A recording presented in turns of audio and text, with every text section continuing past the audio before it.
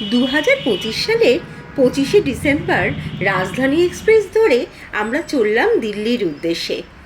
বিকেল 4:50-এ শিয়ালদা থেকে সঠিক সময়ে আমাদের ট্রেনটা ছেড়েছিল। পরের দিন সকালবেলা 10:30টায় পৌঁছানোর কথা ছিল, কিন্তু কুয়াশার কারণে ট্রেন পৌঁছালো 26 তারিখ সন্ধে 7:10। ভীষণ লেট। সেদিন নেমেই হোটেলে যাওয়ার আগেই গাড়ি থেকে নেমে আমরা দেখে নিলাম ইন্ডিয়া গেট।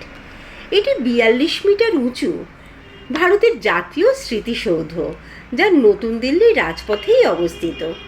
এটি প্রথম বিশ্বযুদ্ধ ও তৃতীয় অ্যাংলো আফগান যুদ্ধে নিহত 70,000 ভারতীয় ও ব্রিটিশ সৈন্যদের স্মরণে নির্মিত হয়েছে।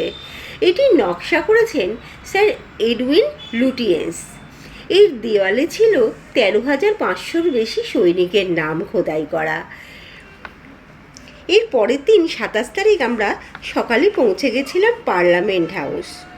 সেখানে কিছু ছবি তুলে আমরা চলে গিয়েছিলাম কুতুব মিনারের উদ্দেশ্যে। এই ভিডিওটি যদি আপনাদের ভালো লেগে থাকে তবে লাইক, কমেন্ট এবং সাবস্ক্রাইব করে দেবেন। বাই।